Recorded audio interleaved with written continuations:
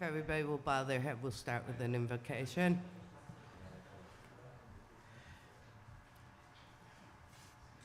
Share to us, O Lord, a ray of your brilliance and wisdom that would guide us to an interactive and productive session. Send, O God, your Holy Spirit and wrap us with your love to carry us through the challenge of the day. All these we ask through the holy and mighty name of your Son, Jesus Christ, our Lord. Amen. Amen. And pledge allegiance.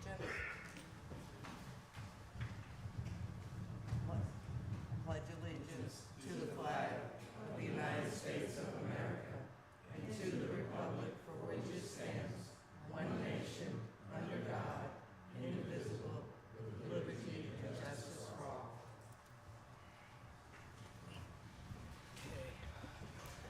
Okay, so roll call. Al, if you're here, say here. Tamika White, Here. Leslie Lambert, here. Ariel Palmer, Here. Ernestine, Here. Tom Harrison, and Steve Weinstein.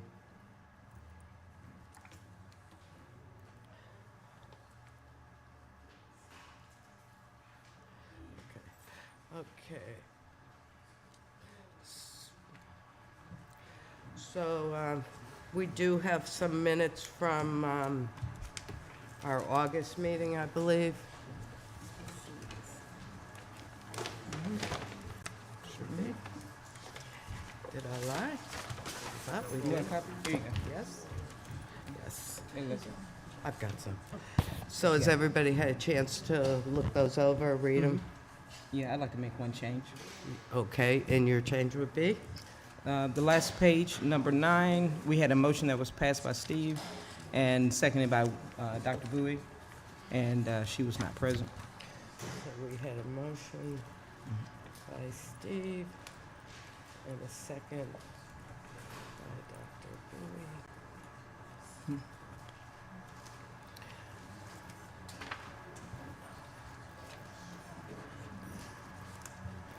Okay, we have some changes, Chris, on this minutes. Do I need to? To the minutes or to the agenda? No, to the minutes, the previous minutes in Oh, what changes do you need to be August reflected? 10th. On number 9, there's the motion was by Steve and the second was by Dr. Bowie. Okay, we'll make the changes Okay. to reflect that in the next meeting. Okay, thank you. Okay, moving on.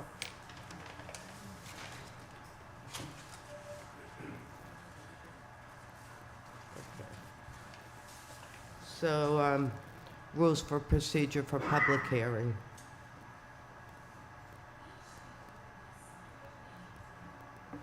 Application and fill out a public comment card to register your intent to speak prior to the start of this meeting. Each item of business shall be handled in the order that it appears on the agenda unless upon motion of the planning commission the order is changed. A member of the city or county planning staff will present each item to the Conyers-Rockdale Planning Commission and will further provide a recommendation upon each item of business. The zoning applicant or the agent will state their name and address at the podium and will have 10 minutes in which to make his or her presentation. Any portion of their 10 minutes may be reserved for rebuttal following the opposition to the application. After the applicant's presentation, all registered speakers who wish to speak in favor of the application will then be heard. Prior to speaking upon the item, each registered speaker will state their name and address at the podium. They will also be limited to a total of 10 minutes.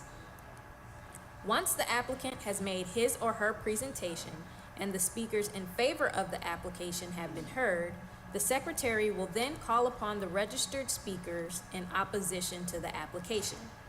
The opposition shall likewise be limited to a total of 10 minutes. Once the public hearing portion is closed, no other speakers will be heard. As a reminder, speakers are to address the Planning Commission, not the applicant or the audience, and are expected to conduct themselves in an appropriate manner. The use of abusive or profane language shall not be allowed. No debate or argument between speakers shall be permitted. After all public comments have been heard, The Planning Commission may elect to hold general discussion. The Planning Commission will vote upon a recommendation that will continue forward to the City of Conyers City Council or the Rockdale County Board of Commissioners public hearings. Each speaker must sign their name to the appropriate zoning. Okay. Old business is none, so moving into new business. First item is item C1, case 14, 2023, ordinance 1332. This is a request for a text amendment to section 8-7-120 through section 8-7-135 to comply with zoning procedural law per HB 1405, to update procedures to comply with HD 1405, and application is the City of Conyers. Good evening, and thank you. I can't see. My goodness, this is further than I thought. I'm hearing left, and yeah, perfect. Thank you all for your guidance. Thank you, Madam Chairwoman and Commission members. Thank you for being here this evening. This is text amendment to section 87120 through 87135. This is to comply with the zoning procedures law, which was House Bill 1405 that was recently adopted by our state legislature and signed into law by the governor.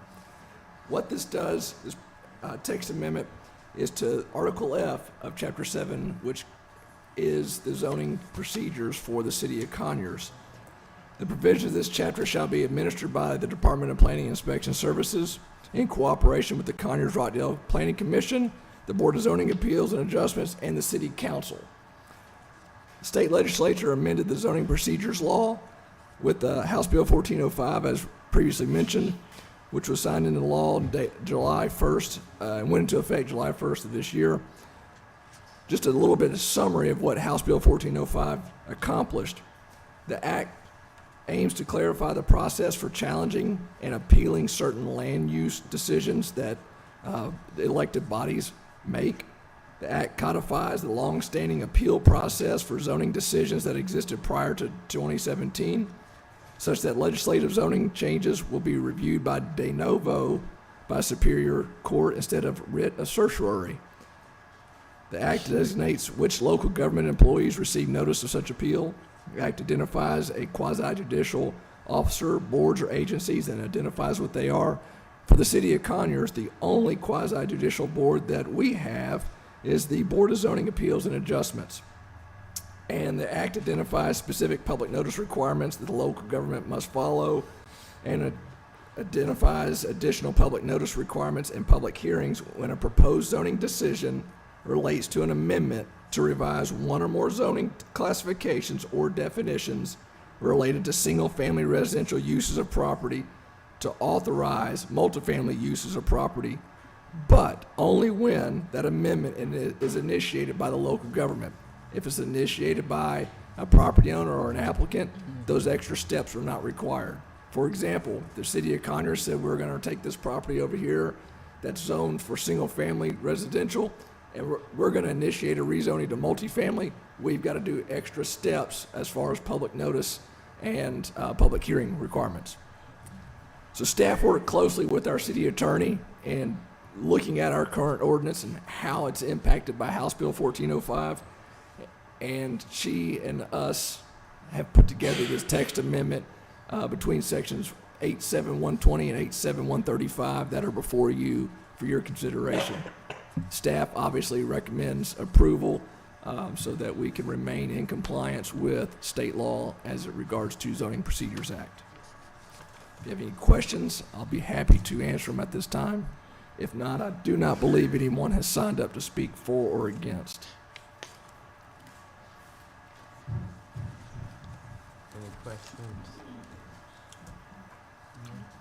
I have one question. Yes, This ma'am. is let me see, the Planning Commission officers. On number 3, it says the chairperson shall preside at all meetings and hearings of the Planning Commission, ... Then it says the chairperson may appoint committees. What, we've never appointed a committee, so to The speak. chairperson may appoint a committee. Oh, We never okay. have, no ma'am, but that is a general assignment that could be made. And a committee may be, the chairperson may appoint 2 or 3 members of the planning commission to research a topic and come back and report back at a later meeting. That would be an example of a committee. So that would follow our particular choices. For instance, if we can deny a request or we can table a request while that special committee is looking into that? That is correct. Okay. Or this planning commission in the past has voted to allow the chairperson to write a letter to the elected bodies about a topic. If in a situation where, for housing, for example, the chairperson could appoint several members of the planning commission to say, hey, see what you can come up with. I don't know, what's the average multifamily unit size in metro Atlanta area, and report back and see what you can find. You know, that might be like an assignment given. Okay. And do we have to, say, for instance, have that within a 30-day time frame? It whatever the provisions allotted by the chairperson.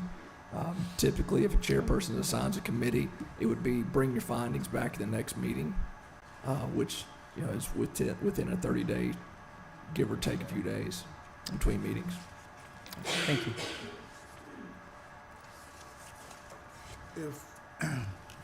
If you had to give a summary of the summary, the key points to this change, what would you say that would be?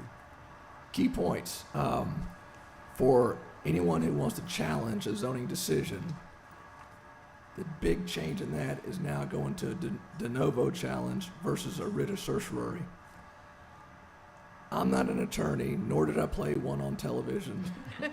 There are attorneys in the audience that I'm sure would be happy to correct me, but from my planner standpoint, in 2017, when the state law was amended, that challenges were held via writ of certiorari. The challenge was based on the record. No additional or new findings or evidence could be submitted as part of that challenge. With the de novo, yes, new information can be submitted after a challenge is submitted to the Superior Court.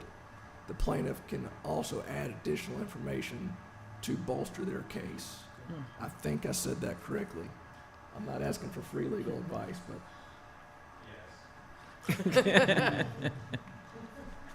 Thank you.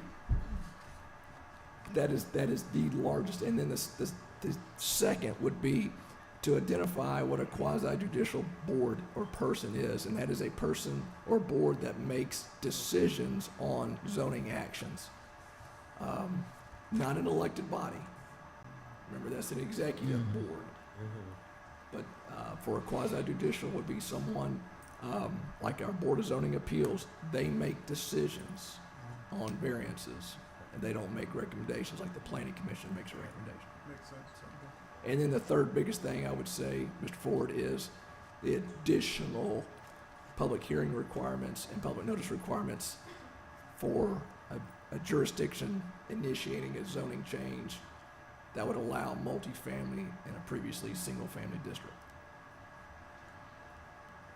All right, thank you. On the cancellation of meetings, we've canceled before for weather.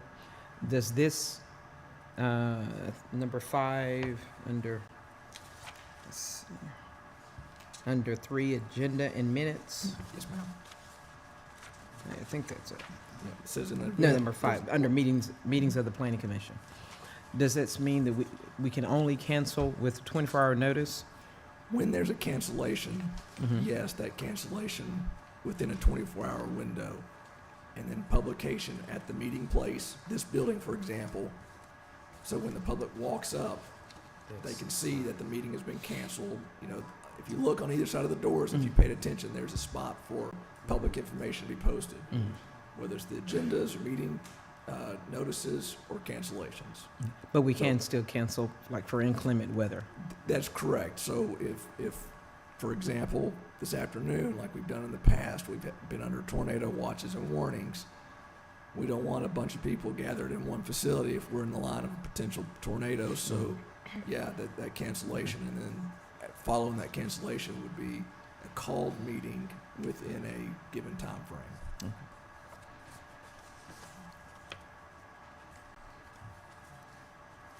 Anybody else? Anything?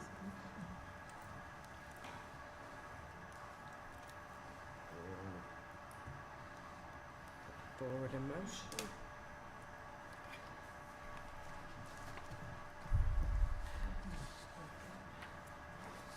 Okay, I motion for case 14, 2023, ordinance 1332, a request for a text amendment to section 87120 through section 87135 to comply with the zoning laws per HB 1405.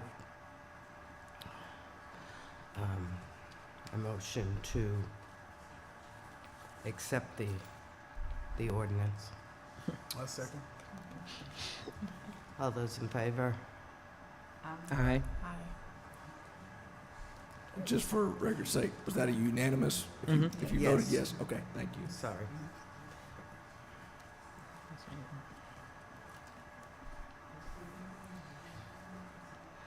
Second one is case number 15, 2023, ordinance 1333, a request for a text amendment to section 8425, variance procedures, floodplain management and flood damage prevention to comply with zoning procedure law per HB 1405. This is to update procedures to comply with HB 1405, update applicant, City of Conyers. So like the previous item you heard, there's other sections of our ordinance that we have to be cognizant of, because anytime you make a change, it's like that ripple effect in the pond. You have to see what else is impacted. This section deals with variances and changes within the floodplain ordinance. So therefore, we have to update this ordinance to reflect that same language, because challenges to that would follow the de novo appeals process. So this is updating this provision because those decisions are made by the Board of Zoning Appeals, which is the quasi-judicial body. Are there any questions on this one? And there's no one signed up to speak for or against. Any questions, anybody? Al, you good? Okay, so anyone make a motion? I make a motion to approve the request for a text amendment to section 8425 to comply with the zoning and procedural law per House Bill 1405. A second.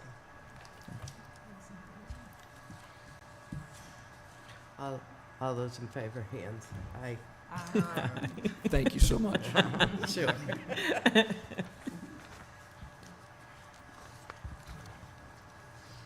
Okay.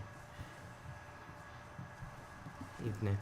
Next case is case 16, 2023, a request for a special use permit to establish a drinking place in the Gateway Village, Urban Village, sub-area GV/UV zoning district. Good evening, Planning Commission members.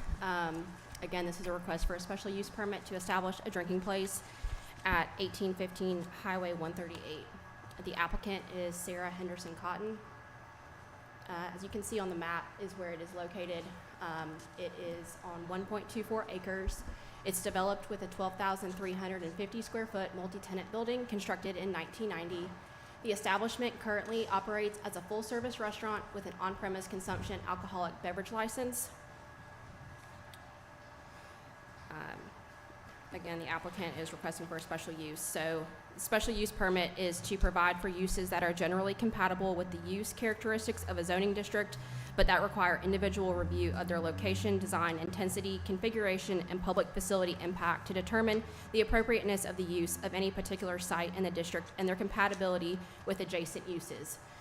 The applicant is requesting a drinking place, which is defined as any place of business that is authorized to sell alcoholic beverages for immediate consumption on the premises, and where the sale of food, including non-alcoholic beverages, is incidental to the sale of such alcoholic beverages. A drinking place shall not impose a minimum charge or cover charge. Drinking places shall not permit the entry of any person that is under 21 years of age on the premises.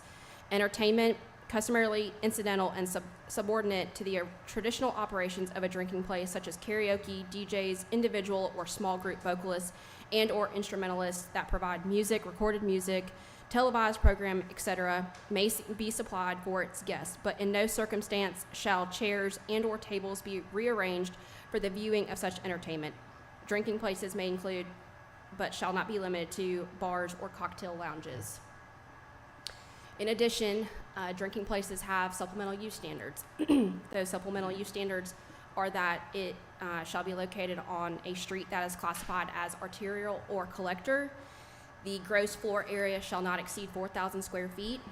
And to ensure distance, it does have to be 2,000 linear feet away from another lawfully established drinking place or nightclub. And then to ensure that we do require a survey provided from the applicant. As you can see here is a map showing the location. It's identified by the little green dot, and then the blue circle is the 2,000-foot radius. The applicant did provide a survey as well, and the nearest drinking place is located 4,584 feet away from this establishment. To provide a little background information on this location, the applicant has utilized this tenant space, which is about 2,700 square feet, as a restaurant and lounge since 2020. Formerly, the location was used as a nightclub since in or around 2003. The applicant also intends to offer hookah as an accessory use to the drinking place. Hookah is defined as a single or multi-stemmed pipe and associated products and devices which are used to produce fumes, smoke, and or vapor from the burning of material, but not limited to tobacco products, shisha, or other plant materials. Hookah bars shall only be operated as an accessory use to a nightclub or a drinking place. The establishment shall apply with the requirements of the Georgia Smoke-Free Air Act of 2005 and the Conyers Smoke-Free Air Ordinance as adopted in Title IX, Chapter 11. Operating provisions for a hookah bar or lounge include having and maintaining a ventilation system that exhausts smoke from the business and is designed in accordance with the state building code standards for the occupancy and use. The air handling systems from the smoking area shall be independent from the main air handling system that serves all other areas of the building, and all air within the smoking area shall be exhausted directly to the outside by an exhaust fan. No air from the smoking area shall be recirculated to other parts of a building.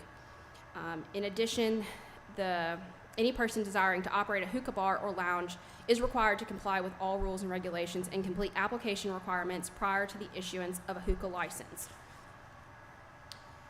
When staff receives a zoning request such as a special use, there are 8 criteria that we look at. Those 8 criteria are in your staff report with staff's responses to it. Patron and public safety measures were also included with the application as a reply to the 8th standard governing the exercise of zoning power. Due to the nature of the business and the propensity to be problematic for law enforcement, the Conyers Police Department was provided a copy of the application for their review. This review is not unusual, as zoning was adopted to promote public health, safety, morals, aesthetics, and the general welfare of the residents, property owners, and businesses of the city. The Conyers Police Department provided a call detail report for the location, indicating that there has been very little need for police response to the location. Conyers Police Department Chief of Police stated, "In the instance of need, the need has been reasonable and there has been no cause for alarm in a singular response or in totality. Crime or disorder, from a public safety perspective, Azor has never been a concern of the Conyers Police Department regarding crime or disorder inside of the establishment or in the immediate area of the establishment. Currently, this establishment operates within the confines of the city's alcoholic beverage ordinance, section 9-1-13. That is regarding as far as like hours of operation.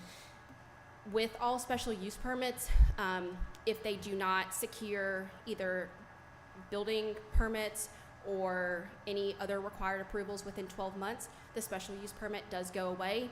Also, if the use was ever to cease for a period of 12 months, the special use permit automatically expires, and if another applicant wanted to come in and do the same type of use, they would have to go through the special use process again. With all that said, staff does recommend approval of the request for the special use permit to establish a drinking place in the Gateway Village Urban Village zoning district at 1815 Highway 138. If you have any questions, I'll be happy to answer them if I didn't already. Is this just a reapplication? Or is it, what's the reason it's already established? So they are classified as a restaurant right now, Okay. and they would like to be classified as a drinking place. Okay. With the drinking place, it would just limit the age of the patron, so no one 21 and up, and they would like to serve or sell hookah there. And in order to have hookah at the location, they do have to be classified as a drinking place or a nightclub. And to be classified as a nightclub, are there restrictions for security that's inclusive with that classification? So for a nightclub, there are additional standards. There isn't anything particular for security. We do require to have a 24-hour contact. With this particular location, they cannot, they didn't meet the distance requirement for a nightclub because they were within so many feet of a residential district. So they can't be a nightclub, Not a nightclub, but a drinking place. a drinking place. The nightclub and the drinking places are defined a little bit differently. I don't have the ordinance in front of me. I know that nightclubs do, I think it's 18 and up instead of 21 and up for a drinking place. So can you have more than one in that area? No, so there cannot be another one located within 2,000 feet of another drinking place or nightclub. But you know, there's another, there was another hookah place was just approved right behind the wing place, Diggs. Remember that came through and it was, Did it go through? yeah, I think it went through. So that's the one that if you're referring to the one on Old McDonough Highway, that location, that one is the one that I referenced on their survey. It's about 4,500 feet away from this establishment. So, in the. I think it's a Diggy's, I think that's your Diggy's. That's over that location. Yeah. That's the location. That's not the name of it, but that's, if you're gonna go off of a reference, then yeah, that would be where it would be at. Does that type,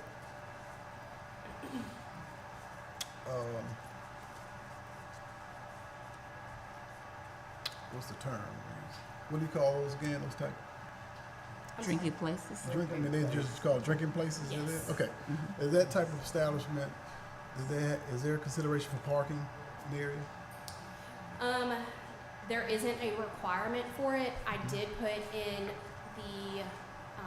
the staff report that because they do share other parking spaces with the other tenants within that shopping center, it may be a cause of concern. However, this particular establishment has been operating, or this particular business has been operating since 2020, and I don't believe that there has been traffic or parking issues for that location. I think maybe most of those either retail spaces or restaurants over there have hours, and maybe they close earlier than this particular location. Does a drinking place have any food requirement? There isn't a food No, requirement, No no. food requirement. And I don't know if the applicant is here. He or she could answer more questions if you guys have them. Typically, what would their hours of operation be? Just out of curiosity, they have certain hours criteria? Yes, so, let me see. I think the applicant provided. hours of operation,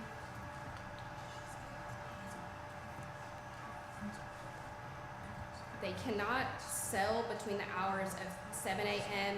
and 3 a.m. of the following morning on Monday through Friday, and then between the hours of 7 a.m. on Saturday and 1 a.m. on the following Sunday morning. I don't know the restaurant's specific specific hours of operation.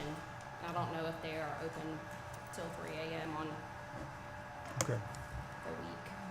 Only reason I asked that, you said there are other operations in that area, of course, that restaurants, so forth, so on, have parking spaces, and they wish they would share those. So that's why I was asking that question. Right. Like I said, I think there's a lot of, I think there's some retail tenant spaces over there, and then maybe an adjacent restaurant. I don't know their hours of operation. I don't think they may be open that late. Okay.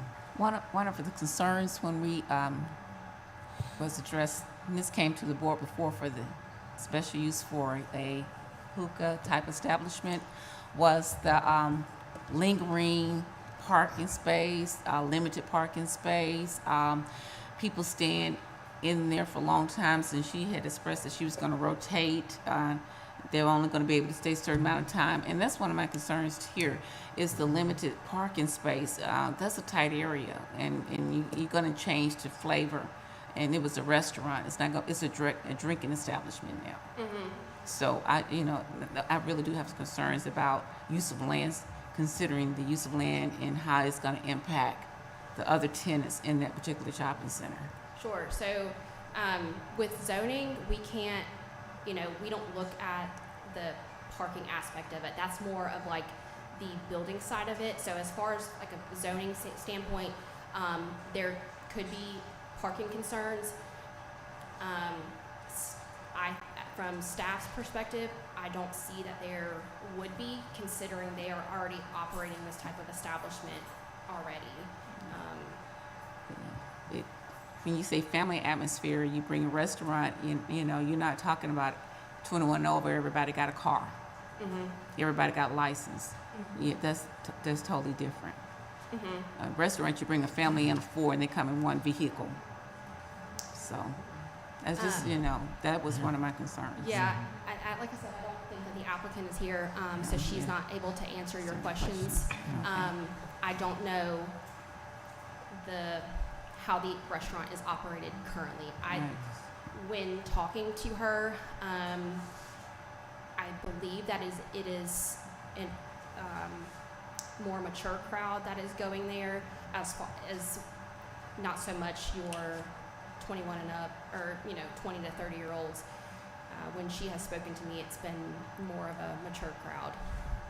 I actually have patronized those spots a couple times. It's more of a jazz kind of vibe. It's and it's definitely an older crowd, and they actually have live music. So I haven't seen any 21-year-olds, and most of the time, I haven't seen any issues with parking.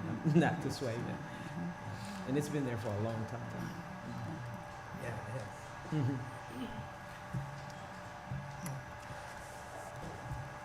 Do you all have any other questions?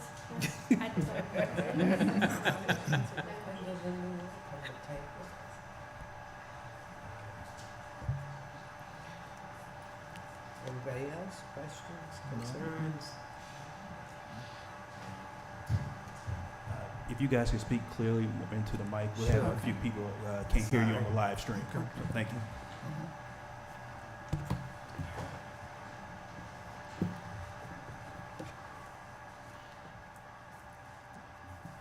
Anybody want to put a motion on the table there? Well, I guess it's befitting that I put a motion. That's right. I move to approve the request for a special use permit to establish a drinking place in the Gateway Village. Was there anybody signed up? Did somebody sign up?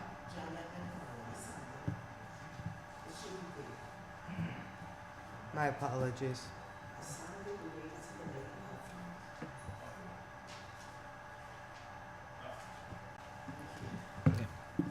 Sorry. Come on.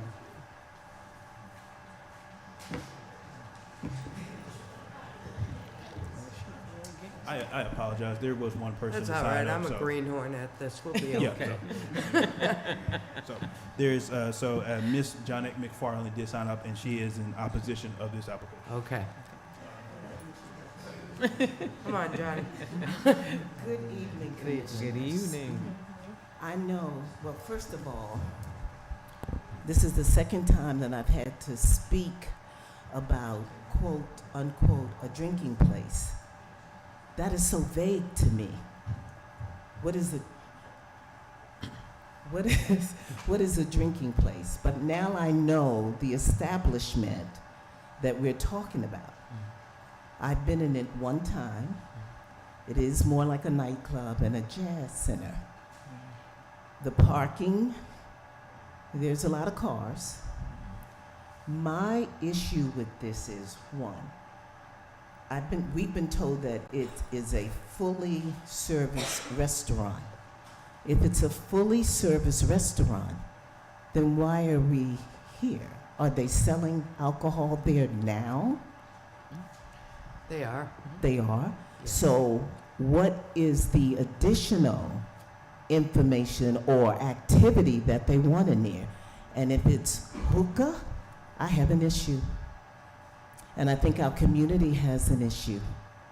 We've been told that tobacco is not good for us, but now we can do it in hookah. Change the name and it becomes different. Tobacco and all kinds of flavored fumes, whatever they're doing. In the Kroger Shopping Center, there's a vaping store. Same thing. Kroger, relatively new, on the right-hand side. I'm concerned about all of the access to all of the detrimental, for lack of a better word, things that deteriorate human behavior. Okay, everybody has the right to drink and to do what they want to do, but when they go outside of their home and take part in this, and then get in their cars and begin to drive to wherever they're driving, then we have a problem. We also know that behaviors today in human beings have changed. The tempers are horrible now. We also know that. You can consume alcohol, and before you know it, you don't have a good thinking process. You're ready to fight. You're ready to shoot. We know that. We know that. It happens every day. There is so much going on now. The crime is outrageous. As we know, we got alcohol all over the place. People don't have to go far to get it. It's all over the place. And right there on 138, that we talked about this before, that great big building. Now there's another super liquor store coming up. Right on 138. Right behind Azura. That's there and Azura's back here. I'm just concerned about what we're doing to Conyers. I really am. I'm concerned about our young folks. I'm concerned about all of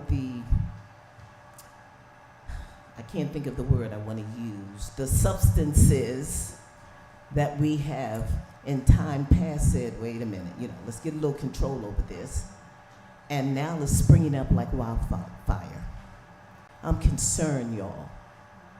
There is a family restaurant in there, Milano's is in there as well, okay?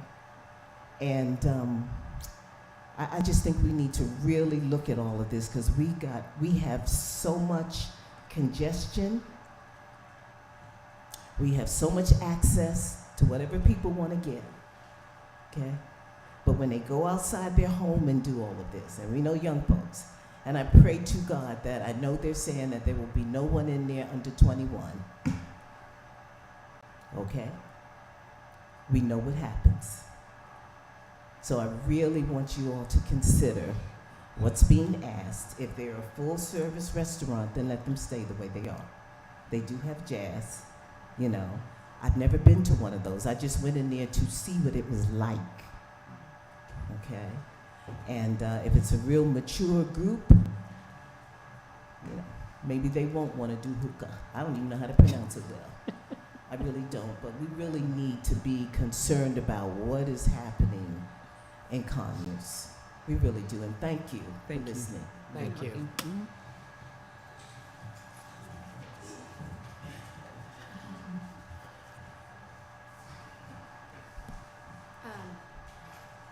I would like to add that the applicant, they do want to have hookah as part of their establishment, but in order for them to have hookah, they're being required to change or request to be a drinking place.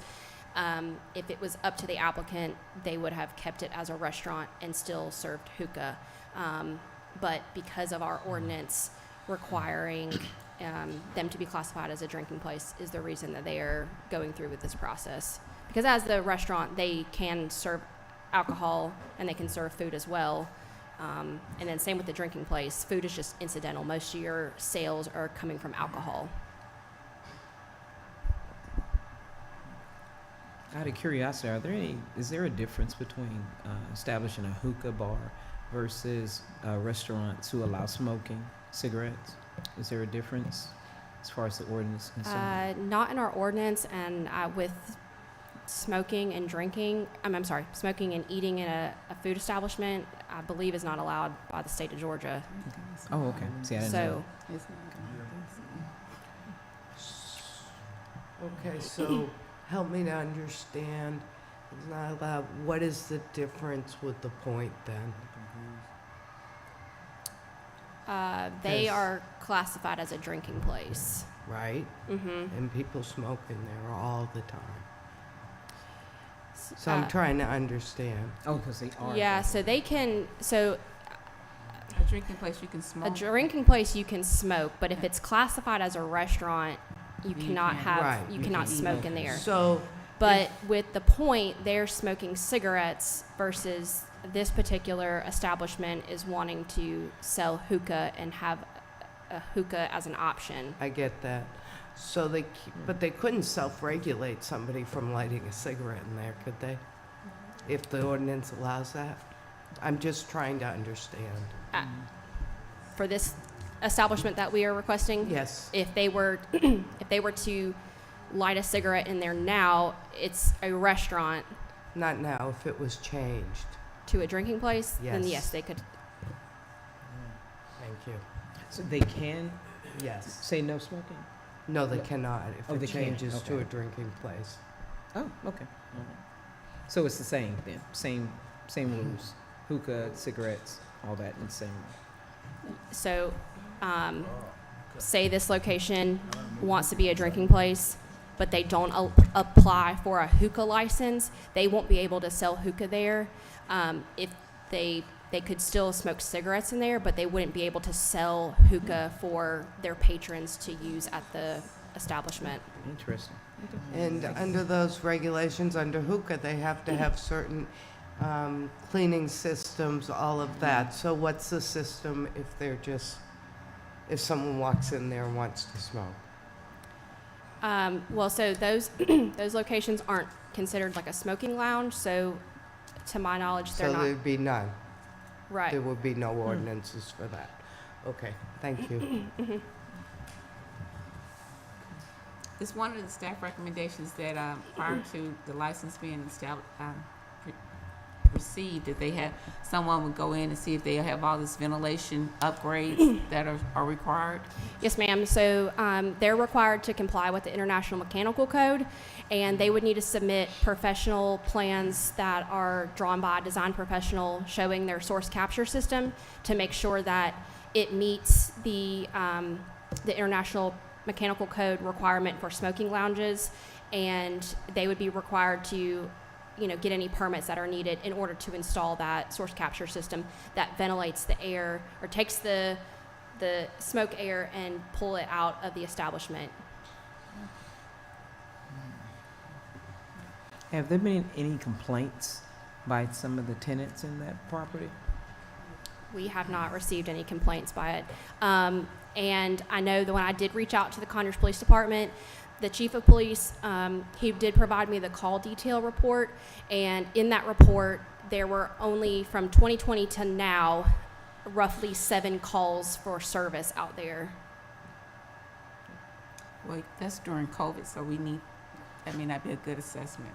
I'm sorry, I couldn't hear That's you. during COVID, 2020 to now, so a couple of years. we Well, really have covered. right, but it would still have, Currently, it would be. 2021 to now. Yeah. It was from 2020 when they opened until last month when I requested the information from the police department. Okay, currently, there's no smoking in that location, correct? Correct, because they are classified as a restaurant. And currently, they're not serving liquor. Did I miss that? They do, no, They they do. do. They have an on-premise consumption license for beer and wine and also liquor. So the only twist is the, what you call it? I'm gonna say, hookah is the The twist. hookah's the twist. Yes, they would like to serve hookah at their establishment. Therefore, they're required to apply to be a drinking place if they would like to continue or to serve, to sell hookah there. They're not here today though, right? I don't think so. Oh. Joe Smith is here, and would you like to, maybe he can answer some questions. Because that's building is part of a complex, right? So they're just gonna go in and do part of the ventilation on that building because he doesn't own the actual complex, or do you own the complex? Yeah, they do not, they just lease that space. They don't own the building. It's owned by a separate, company. So what they would do is they would install the source capture system just for that tenant space to pull out the air, and it would be directly exhausted to the outside. So the building owner has to agree to make those type of accommodations, right, for that particular building? Yes, they would have to agree if they were wanting to make any alterations for that. Mhm. I will turn it over to Mr. Smith. Hi, how are you? Hello, Good. Mr. Smith. Questions? Yes, we just want more details as to what are you doing with your establishment. We wanted to make this special use permit change. Yeah. What you have So- in mind?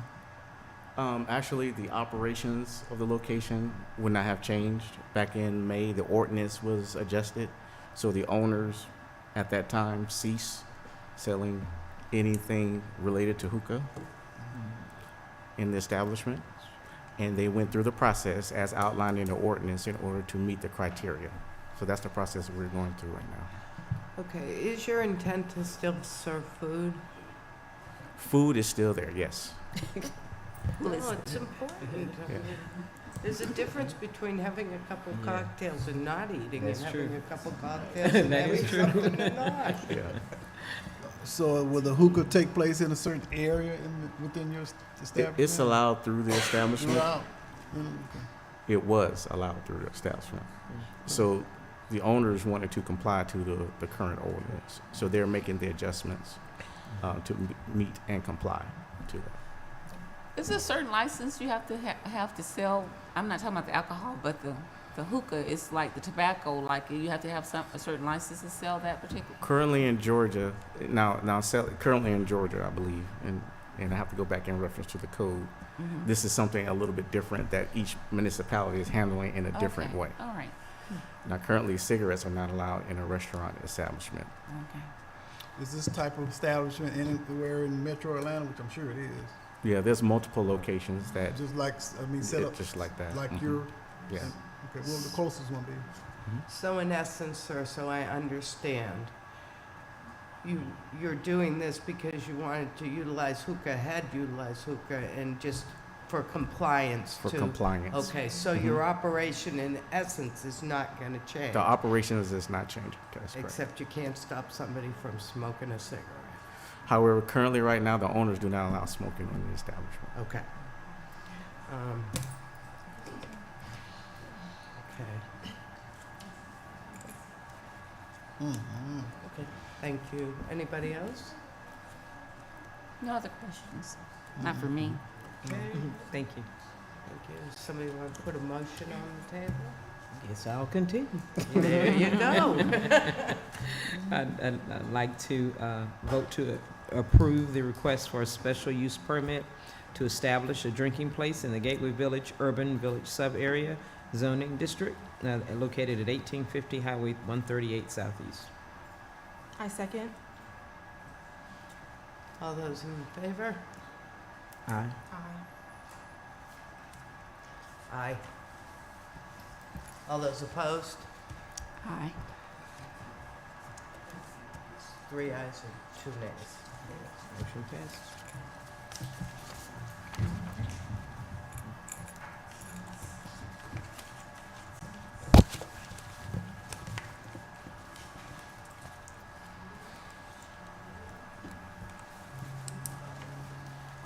Okay, moving right along.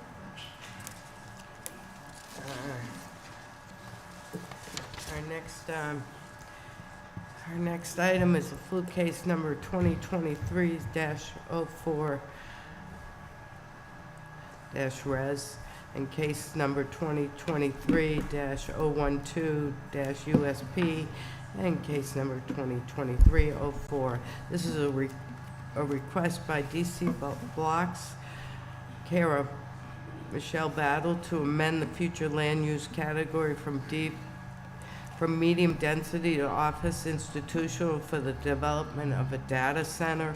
A request by DC Blocks Incorporated, care of Michael Battle, to rezone 71.5 acres on 1726 and 1830 Farmer Road North, tax parcel number 02100100004 and number 02100100004A from R1 single family residential to OI office institutional for the construction of a data center. A request by DC Blocks for a special use permit to allow for the installation of electrical substation located on 1726 and 1830 Farmer Road, tax parcel number 02100100004 and number 02100100004A.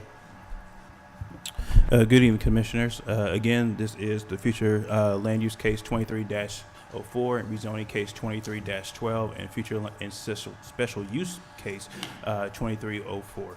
The applicant is DC's Block, represented by Michelle Battle. Again, before you are 3 applications. The applicant is requesting to amend the future land use map from medium density to office institutional, to rezone the subject properties, again, from R1 single family residential to office institutional, and to apply for a special use permit for the operation of an electrical substation. All this for the desire to construct and to develop a data center located at 1726 Farmer Road and 1830 Farmer Road. To kind of go over the project summary, the primary access for, well, let me start off and say, the applicant has indicated that they are going to build three buildings for a total of 450,000 square feet. They are intended to do these in 3 different phases. The first phase would be the first building and the pad for the substation. Second phase, the additional building, and then third phase would be for the other building. There will be 2 points of access. The primary access will be located off Lester Road. Secondary access will be along Farmer Road. The applicant has indicated that, again, there will be no daily truck traffic on this site. Again, this is a data center, so they are processing data. So there will be probably between 6 and 7 employees on site, no more than that, as, again, this is just a data center, just a processing just huge quantities of data. The campus will not be open to the public. There will be a security fence and a security checkpoint along off Farmer Road.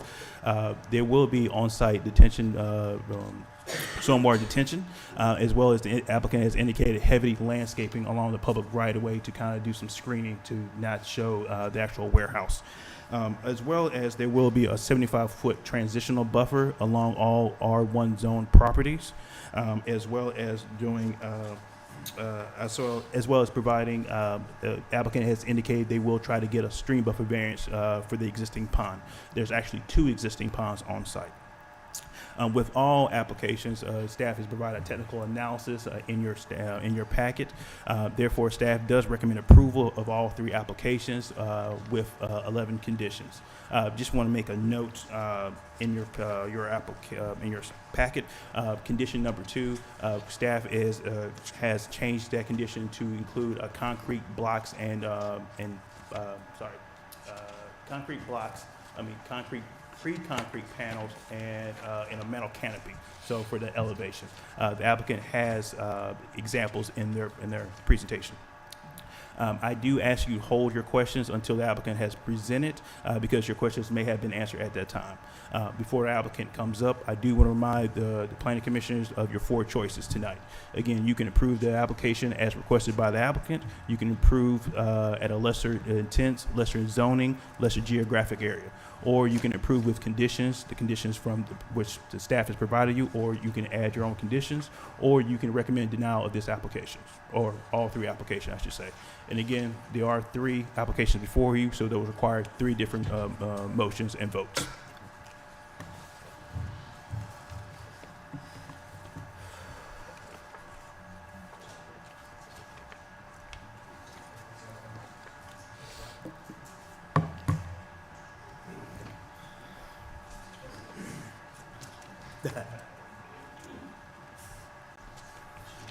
Good evening.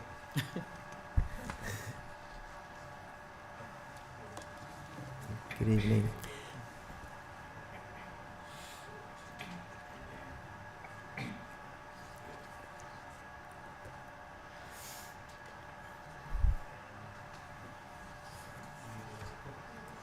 Do you want to do it or you want me to do it? Okay, we're going to be turning at the same time. Okay. Good evening, Michelle Battle with Battle Law. Here representing DC Block. We have Mark Massey here as well with DC Block this evening, and we are here to answer any questions you may have. We've got a brief presentation, and then obviously we are here to respond to any questions or concerns raised. Since the applicant does have 3 applications, normally we do 10 minutes, so there will be a total of 30 minutes for the applicant's time. Just want to make it clear. Okay. Thank you. We will pray it does not take me that long. Praise the Lord. I do not want to talk for 30 minutes. Okay. All right, if we can go to the next slide, please. DC Block is a Georgia-based company that provides secure, reliable digital infrastructure, including data centers, regional data networking, and fiber network solutions for businesses. They were founded in 2014, and they have numerous activity data centers throughout the Southeast, serving as a catalyst for attracting high technology companies. If we can go to the next slide, you can see here the location at 1726 and 1830 Farmer Road. The subject property is currently zoned R1 with a future land use designation of medium density residential. When we go to the next slide, you'll see that we are asking, again, as staff has stated, to rezone the property to O&I for the data processing center with a special use permit for electric substation. Reminder that substations are allowed throughout all of the residential districts with a special land use permit, so that's not something that's highly unusual. And with regards to the flume change, we are actually seeking a change from medium density to office institutional. When we go to the next slide, you get to see here the future land use map. Again, you can see here that while we have a land use designation of medium density residential, south of this site are areas that have a technology park and a light industrial designation, as well as high density residential. So this is an area that is very transformational, transitional. We believe that our proposed land use amendment provides a suitable transition between the more intense industrial and high density residential designations to provide transition into the residential community. When we go to the next slide, you will see here the zoning designation for the site. Again, we are seeking to rezone from R1 to O&I. We've got, again, light industrial uses that are south of this site. We know that there have been others who have tried to come into this community and around this area to provide for more industrial uses. We believe that this office institutional use is appropriate, and again, provides a suitable transition, particularly based on the fact that data centers are very low in traffic and provide very little outdoor activity on the site in comparison to, say, a medium density or some type of residential community that would have a very high volume of traffic with a lot of folks coming in and out of this area, creating a lot more challenges for the surrounding community. When we go to the next slide, we talk about the project itself. And DC Block is planning to construct this multi-data center campus off of the I-20 corridor. This is a very desirable location. Coming into Rockdale County, I believe this will be the first major data center in Rockdale County. This specific location has already been discussed, but it will be anchored by a Fortune 500 social media company that's planning a core network node for this location. That node is required to carry a substantial amount of the company's local data traffic and require other companies to connect at this location as well. When we move on, you can see here the proposed site plan. This site plan shows access off of Lester Road. Again, we have very few employees that will be coming on. The most activity will be when the buildings are actually erected and the computers are loaded into the buildings. That will be the most activity that you will see on this site. After that, frequently you will see an employee here or there coming out of the building and coming out of the space, and as they have to do upgrades and maintenance and things like that to the computers that are on site, you will see folks coming in and out for those purposes, but basically this will be an extremely quiet site. We've got all of the boundaries with all of the buffers that are required, including the transitional buffers and setbacks along the substation as well as around the perimeter of the site. While there is a proposed pond in the center, there has been some question as to whether or not those are state waters. We are still working with the staff with regards to that. But meanwhile, we are showing the 3 buildings that are currently being proposed on the site. One of the things that makes this site extremely attractive is that it does have the power lines that go through the site, and as a result, that allows us to hook into the substation, which gives the power that is needed for this particular project. When we look at the facade materials on the next slide, you will see here they have a very tasteful and colorful palette for their proposed improvements. This is a precast concrete panel. They will be in colors of white, light gray, and purple. Those are their colors for DC Block. They have utilized this type of facade design in many of their locations, and we'll see that later on as we go through the slide presentation. These are some of the illustrations of what you will see from the site itself. You can see that there will be trees remaining on site. We will have tree coverage. If we can go to the next slide, that gives you a little feel of what the fencing will be. The black coated picket fence that will be along the front. There will be security entrance. We will have landscaping that will actually be a little bit more lush than what you see in the presentation in front of you. We are more than happy to work with staff and the county arborist on providing lush landscaping along the frontages of the site. Next. And that gives you a little viewpoint as well. Next. In terms of frequently asked questions, a lot of people, some people are familiar and some people are not with data centers. What we know from an environmental impact, which is a lot of what people have concerns about, data centers produce limited local pollution from emergency generators. They use no hazardous materials and dispose of no environmental waste. DC Block uses waterless, high-efficiency, direct expansion cooling with economization, ooh, that's not the right way to probably say that exceeds Georgia regulatory requirements. That was a word today for me. DC Block uses the most efficient technology available in the industry to minimize energy use in its facilities, and DC Block was recently recognized for sustainable data center operations with the award of DEEP, which is the Data Energy Efficiency Program. They have received a gold certification. DEEP is actually something that was designed specifically for data centers. It's the data center's industry best practices for sustainable data, and they are very committed to using that type of technology when they are developing their sites. When we go to the next slide here, you will see that with regards to tree removal, DC Block has a corporate commitment to sustainability and preserving the environment in the communities where we do business.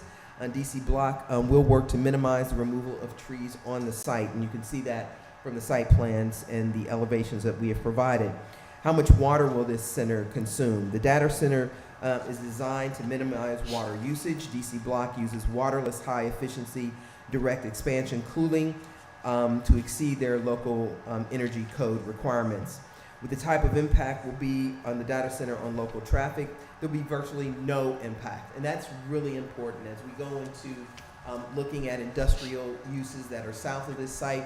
This site will basically have no impact on the traffic situation within and around this area. Again, once the center is set up and all of the computers are installed, you will only see a few employees that will be working on site. There's probably 30 total, and they will be coming in shifts during the course of the day.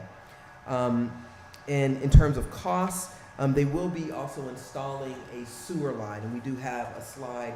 Unfortunately, it wasn't the full slide, so I apologize, but we will be providing sewer to this area. It will cost over $600,000 to locate sewer through the pump station, force main, and gravity sewer, but there has been conversations already with the county's watershed management, and our understanding is that there is capacity if we can make that connection, and we have committed to making that connection and bringing sewer to Farmer and as much as Farmer and Lester Road, which would be beneficial to others who may be developing within that area.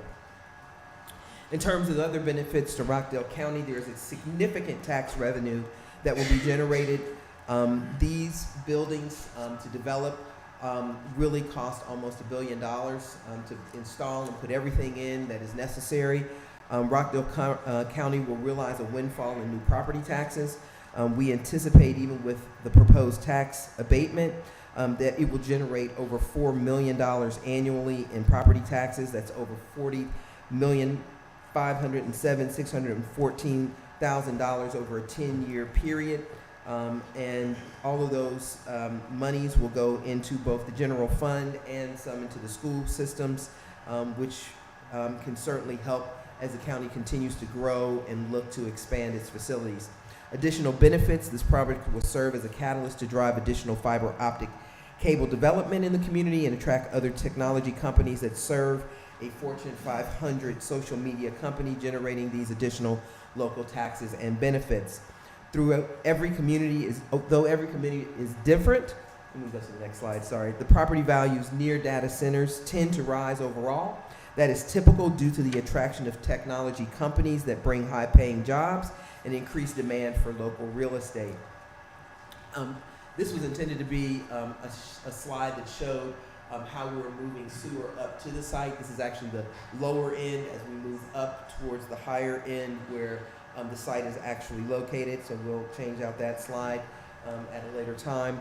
But we wanted to show that we are going to be bringing sewer again into this area, again at the sole cost and expense of DC Block. When we go to the next slide, we will see some of the centers that they have built and where those centers are built at.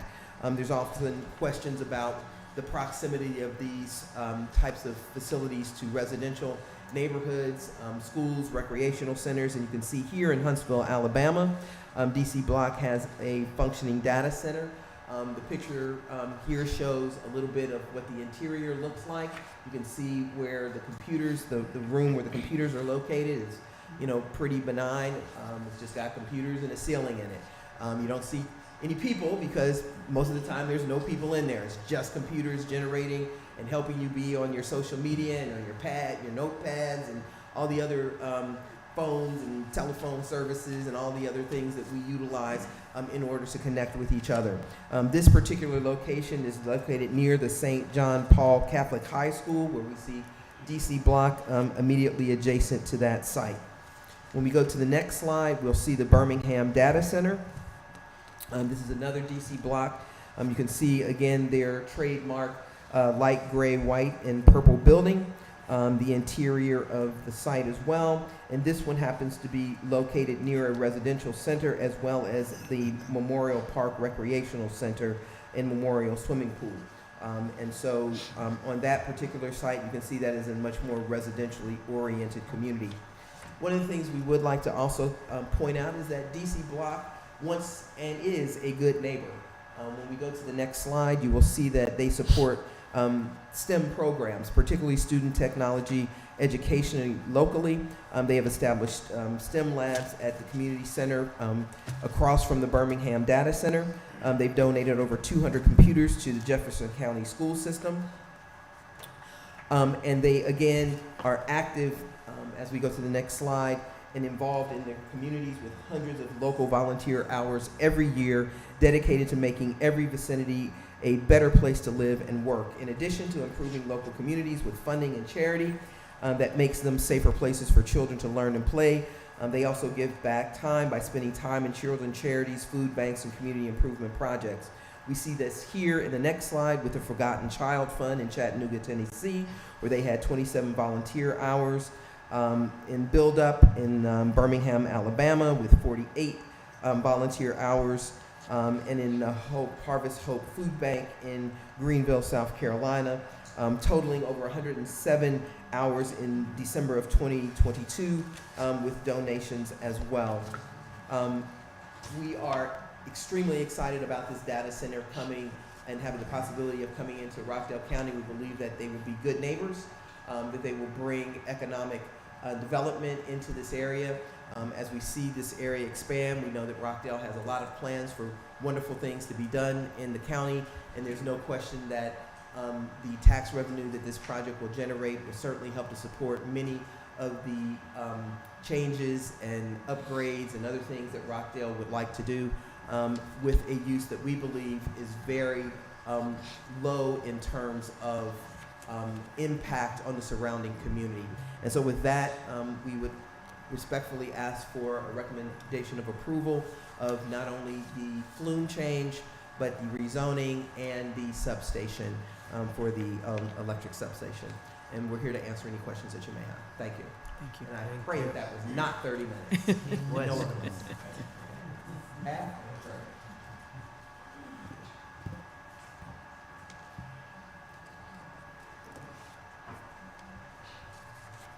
Questions, anybody? I don't ask Mark to come down. That way he's not far away for Sure. questions to be asked. So I take it the electrical substation is because of your electrical use? Okay.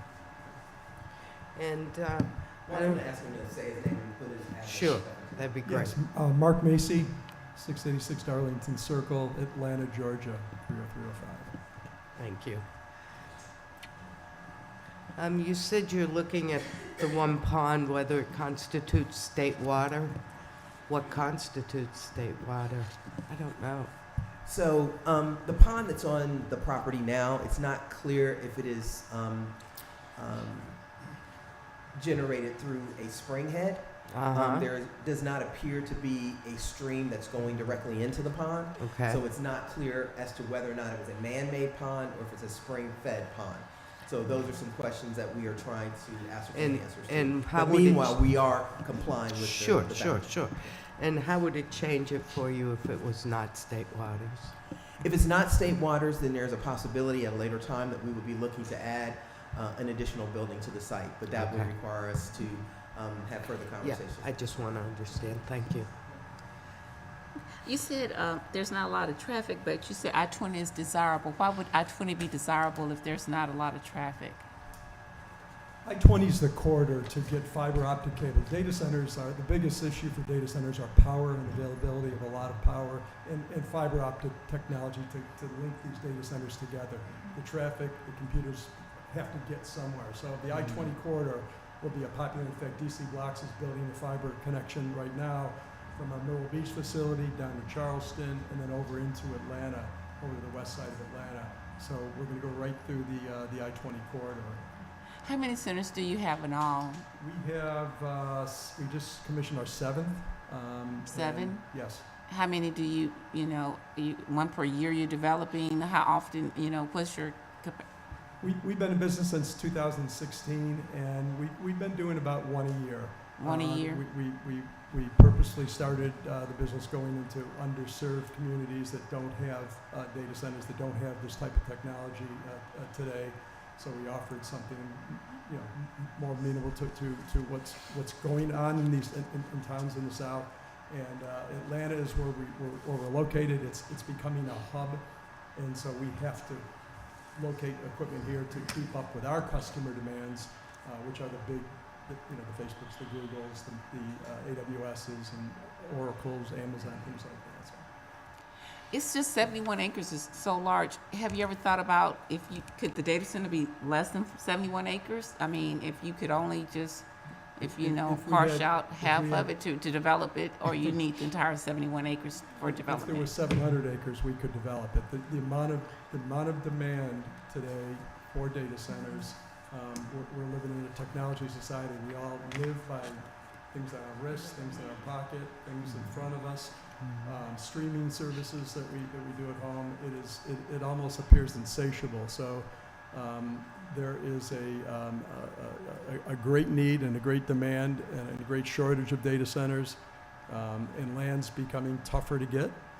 So it's going further and further out from some of the population centers. So I wish it was more than 72. Okay.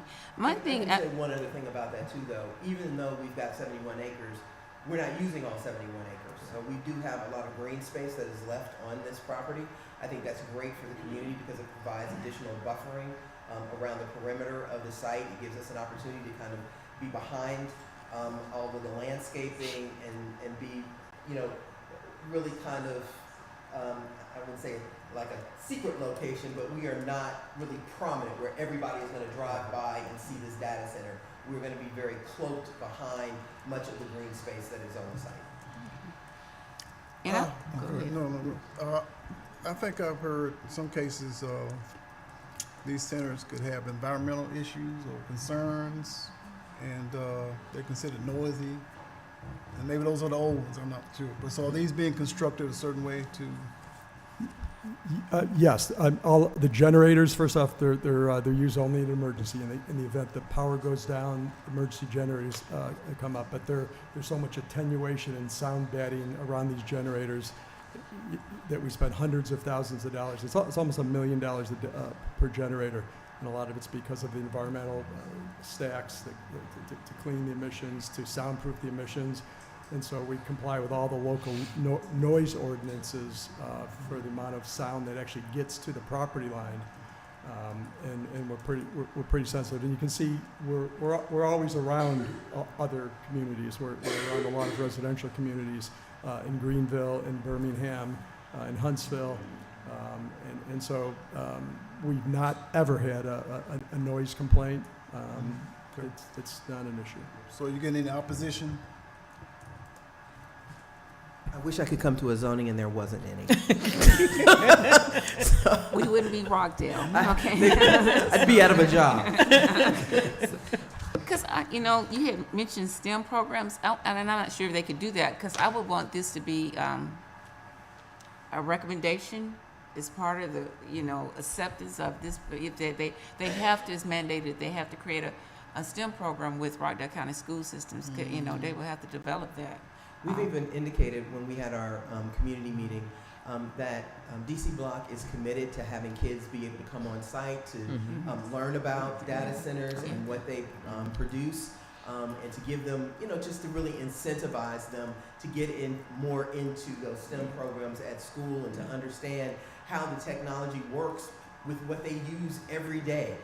In their everyday lives. And these centers are so important and so vital to their being able to even learn in school. So we're very committed to that. Yeah, because I know we're into discussions, we're saying this now, but it just needs to be put on paper that it's mandated. That was one of the criteria that you have to come in and establish that. That's not and it has to be active, it has to be functional within 1 year of you being into the neighborhood. Those kind of criteria need to be put in place because Because you're coming into a residential neighborhood, and you're coming into a place that's already been established. People already placed their homes, and if they're going to give up something to allow you in, you need to get back something. And $4 million is really not nothing to a billion dollar complex. It needs to be established. Well, I think that there's no problem with that commitment, and again, one of the things that we do know is that this community has really fought hard not to have, kind of pure industrial type uses coming into this corridor. It's already there, and we're trying to be that buffer in between, and we believe that by zoning the property to O&I and having the O&I land use designation, that kind of stops that industrial creep going further into the community and provides that buffer. So as the community continues to develop around, we believe that this is an appropriate use. I just want to make something clear when it comes to STEM programs and things of that nature. That is something that planning staff is not equipped to enforce. That's something that the Board of Commissioners would be able to. In a broad sense, and I know we can't say, but you got to say in a broad sense that it's one of can you say anything about them? No, I mean, I want to say that's something, again, that'll probably be something more of a legal question and something that the Board of Commissioners will probably have to look into, and something of a zoning condition of holding a development to a STEM program and so forth. Again, that's something not typically a condition associated with a zoning application. So again, that stuff would probably require something outside of the scope of this planning commission and so forth. Just want to be that very clear. So. Because if we go to the board, if these neighbors here go to the board and ask for the Board of Commissioners to write them and to ask them to request this, could that be something that these? That's something, again, it's a public hearing. You can make, as a resident, you can ask the Board of Commissioners to your heart's content. However, I just want to make it very clear that something such as having a STEM program as part of a zoning condition, again, is something that is a little bit unusual, and I would caution the Planning Commission of trying to put that language in there, especially if we have to get it reviewed by the legal, and unfortunately, if it's determined that we cannot do that, I do not want people to be upset about that. So, however, I just wanted to let you guys know. We are putting it of record. We're going to do it. Awesome. Okay. So, All right. A couple say of what questions. you want. If it gets approved, that's what we're going to do. I have a couple of questions. One regarding the sewer system. It looks like you said that the property originally just has septic. Yes, if it was that is residential. correct. And so you're going to tie it into the existing sewer line, the public sewer. Right, but we're going to have to bring sewer a very long way. So. How far? It's about 5,500 feet. Are there residences that are along that route? We build it and we turn it over, so whoever wants to tap into it, that's our public works and county decision controls all that. And what we have is a route to get there, and that route, to the extent that we have to, I think we're trying to stay within public ways to get there, and that any easements or anything like that, we would be responsible for obtaining. But I think we have now found a path that allows us to get there, but it's a little bit further, kind of jostling around. But we do believe that we've got a path forward that will allow us to do that. Okay, so the residents won't necessarily be No. required because usually it's No. a cost to tie in. Okay. No. There won't be, well, put it this way. We're going to bring sewer to the area. There were a couple of residents who were at our meeting who indicated could they tie into the line. Answer, sure. It will be a public line at some point, and then they will be able to tie into that line. Okay, and then regarding the electrical substation, I know that, have you all done any environmental studies as what the impact, or at least like MF technologies, anything that, and discussed it with the residents? Because I think that could be the concern as to. There are no known dangers from substations. They've been studied. They're all over the place, and they've been Georgia Power and over. They have substations everywhere. They're part and parcel. That's like what I said in your zoning ordinance. Electric power stations are allowed, and pump stations are allowed in all of the residential districts. You just have to have a special use permit. Okay, thank you. You can see the acreage for that substation, and there'll be 3 transformers, large transformers, but over many acres, so they put buffering and fencing. You have like these generators and all that stuff on. You have underground storage tanks, anything like that? Of any?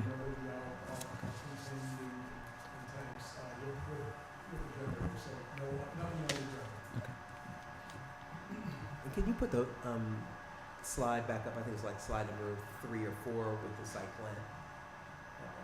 Anybody have any questions with regards to site? That one, right there.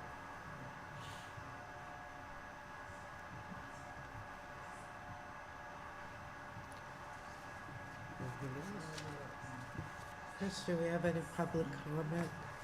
Any public comment?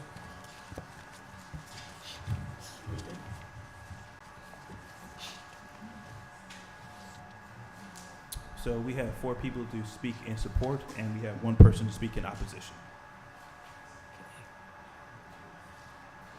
The first person in support is Mr. Kevin Hanna.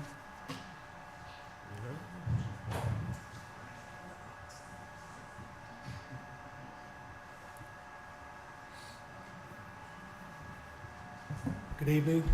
My name is Kevin Hanna. I serve as President CEO of the Conyers Rockdale Economic Development Council, CREDC. CREDC is the city, county's economic development arm. And I come to speak from the perspective of economic development in Conyers and Rockdale. We spent a lot of time over the past, I have spent a lot of time over the past 4 or 5 months with the DC Blocks folks. I've had a number of conversations with them, and from an economic development standpoint, there are a couple of points I wanted to highlight. Michelle made them earlier, but again, I'd just like to reiterate them. Number one, from a tax standpoint, Michelle just made reference to property taxes, and there will be a huge huge increase in property taxes over a 10-year period. But in addition to property taxes, there will also be SPLOST and host taxes, primarily because of the huge amount of energy, electricity specifically, that the data center will consume. Those funds will come to the county and to the school board immediately after the first building is created. That's number one. Number two, and again, just to reiterate what's been said before, there will be virtually no additional burden on existing infrastructure. No cars, so we don't have to worry about roads. 6 to 12 employees, so we don't have to worry about a whole lot of families putting a burden on the school system. The Georgia Power is going to work with them to expand the capacity of the electrical components, so there will be sufficient electricity to power what's needed out there. So from an infrastructure standpoint, we're not going to be asked to provide a whole lot more. We, as in the county and the city, are not going to be asked to add a whole lot more. And then finally, something that was mentioned, but I'd really like to highlight the fact that all over the country, these data centers have acted as catalysts for economic development. In other words, technology-based companies tend to want to locate physically near data centers. So to the extent that we are at CREDC looking to attract more tech-based type companies, this will go a long way towards our efforts to try and do that. And one of the great things about tech-based companies is they bring great paying jobs along with them. So this kind of serves as the foundation upon which tech-based companies can come and locate and expand within Rockdale County. The final point I want to make is the fact that they didn't mention it. I will voice the fact that they are actually looking at other sites around Metro Atlanta. They talked about wanting to be east of the city. Rockdale is east, but so is DeKalb, and so is Henry. So we need to put our best foot forward, because if we don't, we do run the risk of losing this particular project to another site or other sites around Metro Atlanta. With that, I still have 6 minutes, so if anybody certainly has any questions, please ask away. Thank you. Thank you. Thank you.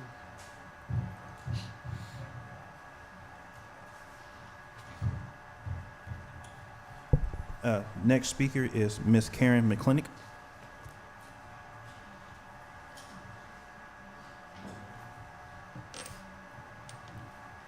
Good evening. Evening. My name is Karen McClinic, and I live at 1845 Kings Row, Conyers, Georgia, in Royal Lake Estates. I would like to say that I am in support of this project. We have been before you several times before in opposition to companies' projects that were proposed because they were bringing many trucks in the area, hundreds of trucks per day. And so we're very excited about this company. We've met with them. They've answered our questions. We've been very pleased with the things that they've had to say and the things that they say that they're going to do. So we're going to hold them to it. But, you know, traffic has been one of our biggest issues, and they're only going to have limited number of people at any time. And so we're very pleased with that. We're especially pleased with the positive things that we feel will come from them being here. The things that they've already said, bringing more tech companies into the area, the working with the community in STEM and that kind of thing, and even the sewer system. You know, my neighborhood is on septic tank, and some neighbors want to get off of that and go to sewer. So the fact that that is coming to the area is a plus. So we're just pleased at what we're seeing and what we're hearing, and we are in support of it. Thank you. Thank you.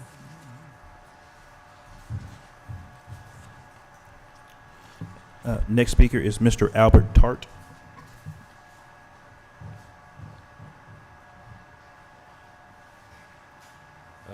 My name is Albert Hart, and I live at 1849 Kings Row, Royal Lake Estates. And I'm speaking in favor of DC Block's proposal to rezone the stated property from single-family residential to office institutional for the construction of a data center. We've been involved and we have had numerous discussions on several occasions, including a Zoom meeting with officers of DC Blocks. We believe that this will be a pretty good fit for the community, the school system, and Rockdale County. So with that in mind and holding them to everything that they have promised that they would do, we are definitely supporting this project. Thank you. Thank you. Thank you.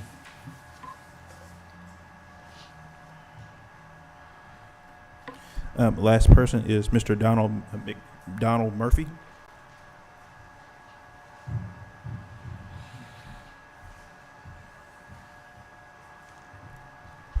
Good evening, Commissioners. Thanks for allowing this time for me. I am, again, Donald Murphy. I am the Vice Chair representing the Development Authority of Rockdale County, and I just want to emphasize that the authority is in full, overwhelming support of this project, and I do hope that you find it or approve the recommendations of your staff. Thank you. Thank you.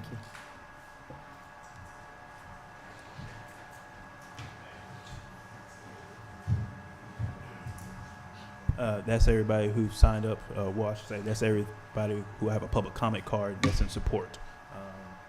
Okay. Nope, I believe that's it for everybody on for support. And I do have one public comment for an opposition. If we could reset the clock, please. And the person in opposition is Mr. Larry Winslow. I think I get 30 minutes, right? You got 30 minutes. I feel like the deck is stacked against me. My name is Larry Winslow. I've been a resident of Rockdale County for over 2 years. I live at 2059 Lester Court, which is a little bit up from the project. I didn't find out about this project until about 2 weeks ago when a sign went up, said, "Up, there's a planning commission meeting coming up." I've been here, I've lived in Rockdale County for about 2 years, brought my family here. One of the first things I did when I came here was look at your master plan. And it says, all that area is residential. So I buy a residential property, I expect to have residential properties near me. All of a sudden, this is the 5th time I've been here, because every time we keep changing the zoning. What do we have master planning for? Why do we have future zoning if we keep changing it? Okay? You do realize by taking 77 acres or 71 acres out of residential, you're now precluding about 1,000 people from moving to Rockdale County. That may sound good, it doesn't have a traffic input or impact, but people are what we're here for, okay? One company making promises that they're going to build a data center. This is not gonna be a data center, it's gonna be zoned OI, which is office industrial. What happens, I mean, I'm old, I'm 70 years old. I didn't even know what the word data center was 25 years ago. They didn't have data centers. What's gonna happen 5 years, 10 years, 20 years from now? Data centers could be some new marvelous thing that's an amoeba, something that has been created that we don't need data centers anymore. Now this encroachment has come into an area of residential. Now, could you go to the zoning map here? Could you show us the two, I think there's a zoning map, and then, yeah. Now, if you look at can you go back to the previous one? It's probably there, yeah. The subject property is that blue property. All around it is basically residential. Now you're suddenly putting this new blob into making it a non-residential parcel. And I know they've made a lot of promises. Promises are great. Oh, we'll do the STEM program. They make promises. Those are bribes. What we got is we have to have concrete going on here that it's going to be beneficial for the people of Rockdale County. What's in it for us? Okay, oh yeah, we're going to get all these taxes. Another bribe. What is in it for us is we're supposed to be a county that's trying to do what's right for the people of the county. And we're basically precluding 1,000 people now from moving to Rockdale County if you approve this project. What happens when, there's lots of other properties. I'm not against data centers. They're great. Be a great employer. But why do they have to do it there? They said it's the I-20 corridor. There's lots of properties in Rockdale County that meets the requirements that they've got. Why pick a residential property and turn it into an industrial property? That's my biggest opposition for it. There's other things that are going on here that makes me a little bit concerned because it's like it's preordained. They obviously lined up everybody except for me. I don't know why I didn't get any notices at all other than finding it as a sign. I would assume that I'm within a certain radius, I should have gotten some notification. The other problem is if you do approve this, okay, I walk, they call me the walker. Everybody sees me because I'm walking around those neighborhoods every day. I go for my hike 5 to 10 miles around those areas. I walk Farmer and I walk Lester. Lester Road and Farmer is an extremely dangerous intersection because it's not at a 90, it's at like a little cross section. If you ever notice, people who live there, we all know that to veer to the right so we can look right or left because it's not straight on. If you do approve this project, fix that damn intersection so people don't get hurt. That's number one. Number two is, I like to walk. This is a nice big piece of property. Why not put some sidewalks along this property? They're gonna have a 75 or 100 foot setback. Why not put a nice little sidewalk along there so people could at least enjoy walking around that intersection, okay?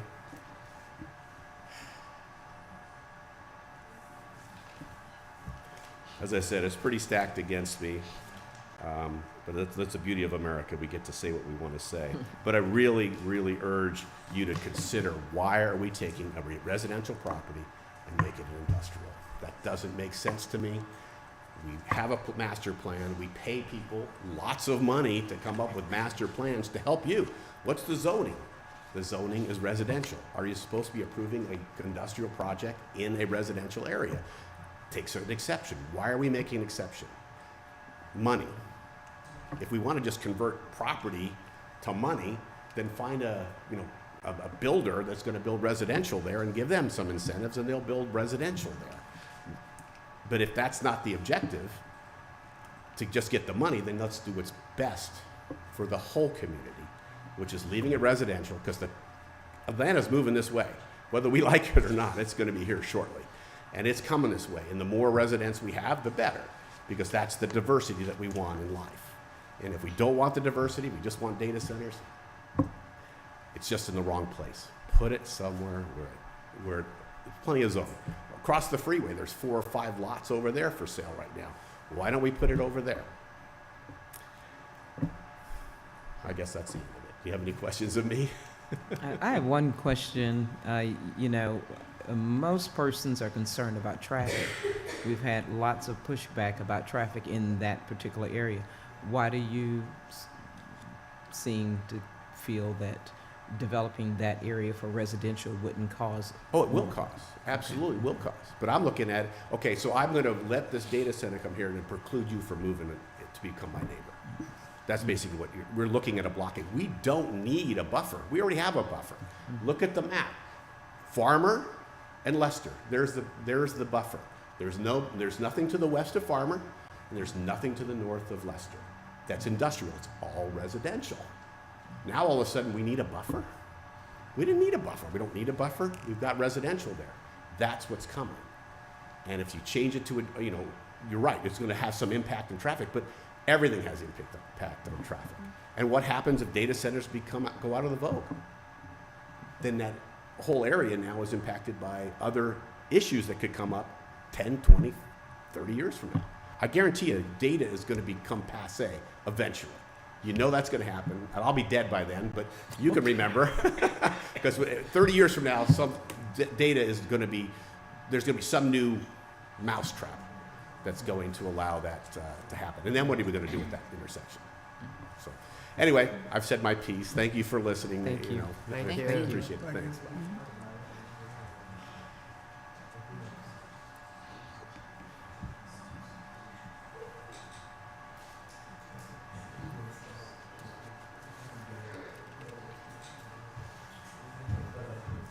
Again, that's everybody who signed up to speak in opposition. Okay, thank you. Anything, guys? No. Anything down this side?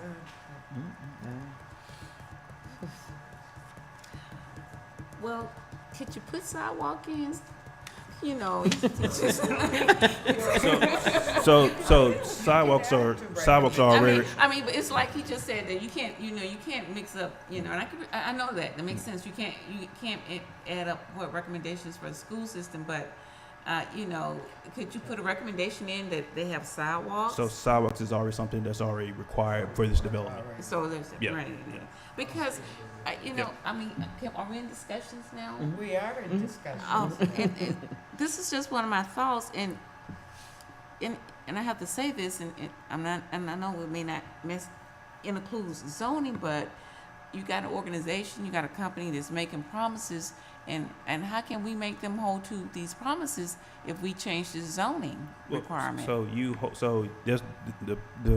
That's why you have zoning conditions to hold developments to their promises of certain things, right? So again, if you're developing something that says, hey, I want to include a buffer, well, you put a condition to include the buffer. So when they submit their plans, staff knows, hey, you need to show a buffer. Once the plans have been approved, field staff go out there and actually determine, hey, how far is that buffer from the actual site? So there are steps to ensure that developers are held accountable to what they say. Again, I want to be clear to when it comes to developing sites and lands and things of that nature that affect the plans and so forth.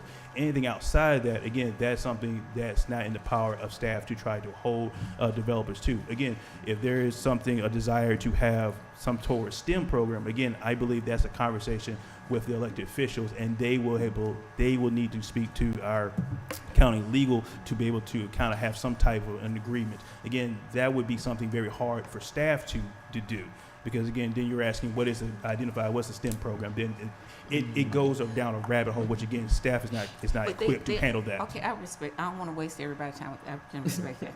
Okay, but my other thing is that they said that they wanted to reserve the natural landscape, and they were going to also do you know, those are things that are included in staff recommendations, that they don't take away trees, they preserve the national landscape. So- They come so- in with a professional landscape and develop it. We have a landscaping requirement ordinance in our, we have a landscaping requirements in our ordinance. Now, if there's something very specific you want to refer to as in the landscaping, you have the power to do that. So, for example, you want to say, I want a certain type of trees or something along Farmer Road or along Lester Road. Again, that's within your planning commission powers to include that type of language, because that's the development standard. That's, again, we can hold them to.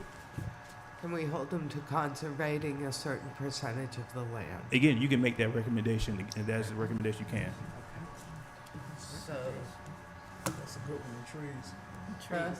That's some trees is a good, Yeah, so the parcel you're looking at development is 61 acres, is that correct, sir? 71.9. But they're using 61. Oh, no, 61. 10 goes to something else. I think it's just held. It's collectively 71.5. So I just want to let you know the planning commission. So the developers are willing to do a form of landscaping to soften for the community appeal and so forth. So they are willing to put that in the conditions. They are willing to do all that. So, so you're looking at developing 60 acres at present, so there'd be 11.5 acres left, is that correct? As, at a minimum, is correct. That's at a minimum. That's your And- start and- point. Right, and one of the things we were talking about is that we're going to revise the site plan a little bit before we get to Board of Commissioners show the reservation of the area. There's a small park area that we were actually trying to create. You can see it kind of carved out on the site, that we're going to landscape that and kind of create I'd like that. to see some of this land stay treed, because, you know, trees are important, and Gotcha. we're chopping like crazy. Gotcha. So, Sustain. We actually plant trees as well, is one of our things, but we will keep as many of those legacy oaks, we call them the legacy trees there. And that's why we've carved out the corner, and the thought was to make that, because that's where most of them are located. and which corner are you A corner of speaking Lester, to? and see the dark area there? Yes. Okay, so that's gonna be kind of a, you know, where a lot of those legacy oaks, a lot of those Okay, large trees. so, we're so going can to- we put into recommendation that they keep their legacy oaks on their, proceed park? There are a couple that are in conflict with the building Yeah. pad, but all of those that. I'm not that saying hear all that, of them, I'm just saying, and we or will is keep it, So we are happy to work with staff on a condition to address that area that we're already showing, that we're going to have kind of our tree preservation. Because remember, we have to still comply with the county's tree preservation. yes, yes, requirements. yes. Correct. So we're going to comply with that, and that's one of the areas. Right, whatever where we you will leave have our greatest brings you into compliance compliance. Because those trees are so big here. Mhm. So the intent there is to leave that as a very, kind of almost parkish looking space. We have to put the sidewalks along both Lester and Farmer. So it's really gonna kind of transform that intersection, so it's gonna look a lot nicer in the end, and it will be, very lush with the trees that they're gonna have surrounding and planting around the outside perimeter of the buildings, because they want the building to be somewhat obscure.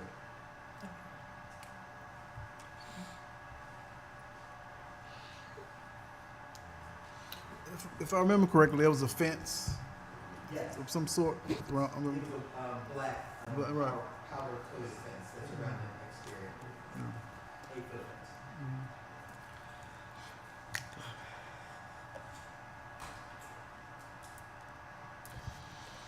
Anybody have any more questions, concerns?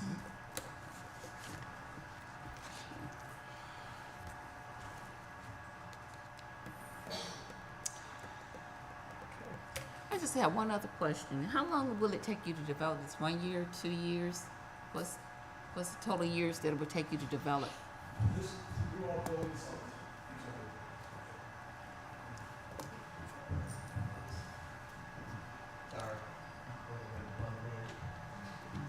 To develop our first building in the substation, that's probably a 2-year process from the time we get all our approvals in a row. And then the second, it will depend on customer take-up. Sure. But we'd like to be starting the second and the third simultaneously, so we don't have to send crews away. And again, those will be largely Georgia crews, companies like Batchelor and Kimball and Cleveland Electric and that will be engaged. So there'll be at the end of this build out, there'll be about $1.5 billion spent. So somebody mentioned that won't be revenue. That's not revenue coming. That's money spent into the with trades and equipment and a large amount of it staying in local Georgia companies and Atlanta companies. So during your development stage, you will be respectful to the neighborhood as far as when you come in and going, what time you start, what time you close out? Yes, I mean, we need to be a good neighbor. We're here for a long term. We cover plenty of testimony in the other communities. We're just kind of finishing up phase 1 of our Myrtle Beach project, and our crews are conditioned to make sure the roads are clean. We're not, as trucks take mud off site, we have cleaning crews come behind it. So we have to be a member of this community for a long, long time. There are regulations of when active construction can take place. Okay. As far as environmental, making sure the mud is not into the street. There are several on-site development standards that stormwater monitors when the active development is occurring. So again, they have to adhere to all that, or if not, then a stop work order would be issued, and then they have to clean up the site before they're able to proceed. Okay. Well, I'm just gonna say realistically, if this project moved through, when would it start? We I know our projects are. Our goal is to be, because of customer commitments we already have, our goal would be to be under construction by the end of the year. Hell yeah. Yeah, if not, sometime into the first quarter at the latest.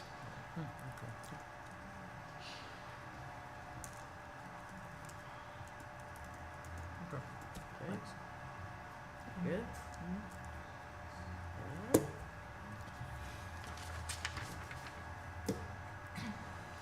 How do we add the condition on the tree stuff for the mature trees? So you can include the tree recommendation for the rezoning case or for this SUP case. You can choose. I'm sorry, say You can again. add tree. You can add the specific landscaping requirement onto the rezoning case if you choose to. So when you're making your motions for both applications, so when you make your motion for the rezoning application, Yes. you just include that condition along with staff conditions if you choose to. That would be a way to include that. Okay, thank you. Now, how are we going to do that if there are some of those trees that are in conflict with the construction? What is the recommendation? My recommendation is down in that park area. See that little square off the corner there? And I'm not sure how much land that is because I'm not good with spatials that way. But did they leave as many of the In that particular area. mature Okay. trees in that area Gotcha. as possible? That works for me. Is that okay?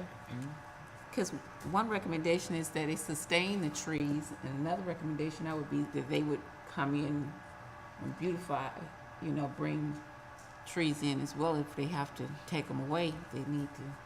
Well, the tree ordinances should handle replacement, does it, Chris? Yes, so there is a replacement, a recompense section in our ordinance regarding trees removal on site. So depending on the size of the tree, it would determine how many trees they need to replace on site. So again, they would provide do a tree survey, and then they will identify which trees that would be removed. Then they'll give a calculations to staff. Staff will check those calculations to check our current ordinance, and then they will show us where the tree recompense would be located at.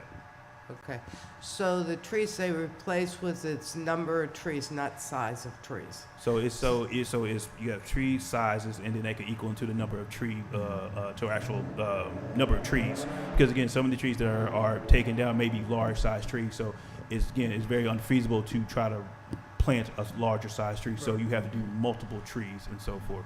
However, again, this is a concept plan, so staff cannot really get into specifics of what a tree recompense, but without having actual trees. Understand. Yeah. So,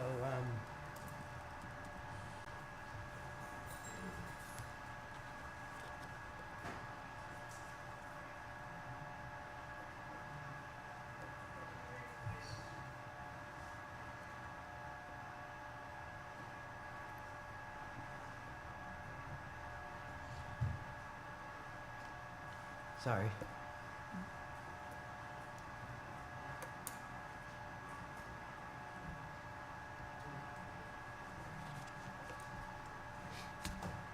Okay, so are you guys good with legacy trees be maintained in the park area?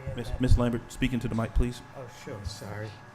So are you guys good with legacy trees be maintained in the park area and that the park area be beautified? Mm-hmm. That's which condition? We doing 1, 2, or 3? Huh? We're gonna add it to. Yeah, added as a condition. Okay. You okay with that? Mm-hmm. Absolutely.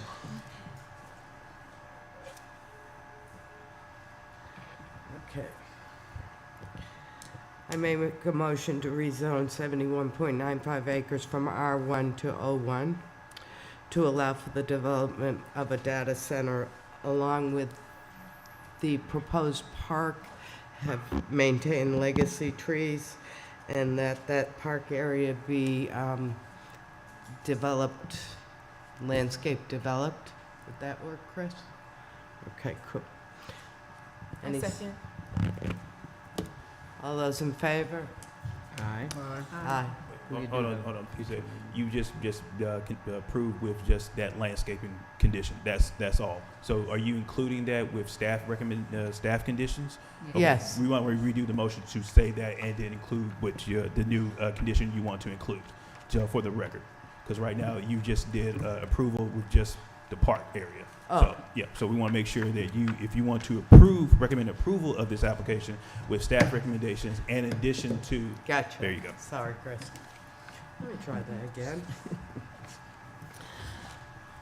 I make a motion to approve the rezone of 71.95 acres from R1 to O1 to allow for the development of a data center with the staff recommendations, and also to include that within their internal park, that the legacy trees be maintained and that park area be developed from a landscape perspective. Is that correct, Chris? Thank you. Any second? I second. All those in favor? Hands? Aye. Aye. Aye.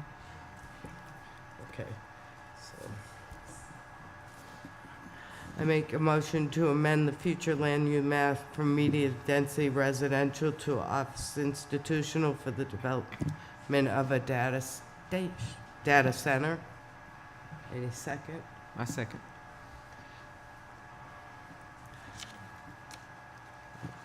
I'm losing my mind here. All those who approve? Aye. Aye. Okay. And one more time. I make a motion to authorize a special use permit for an electrical substation located at 1726 and 1830 Northwest Farmer Road. Have a second? I second. All in support? Aye.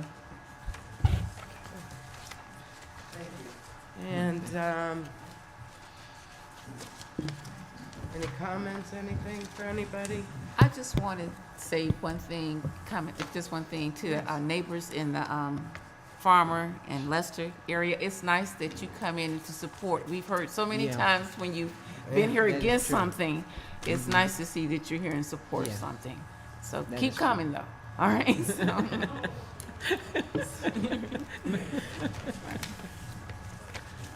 Okay, so, somebody want a motion to adjourn us? Well, I want to make Oh. make an announcement. So we do have a special call meeting. Yeah. Yes. So there's a special call meeting for September 28th. There will be one item for that. Also, this item will be heard at the October 3rd BOC zoning public hearing. What's the date, Chris? So October 3rd. So I want to repeat this again. So there's a special call meeting September 28th. Yes. There, for the planning commission. So there is one item that will be heard. That item is heard at September 28th, and this item as well will be heard at the October 3rd BOC zoning public hearing.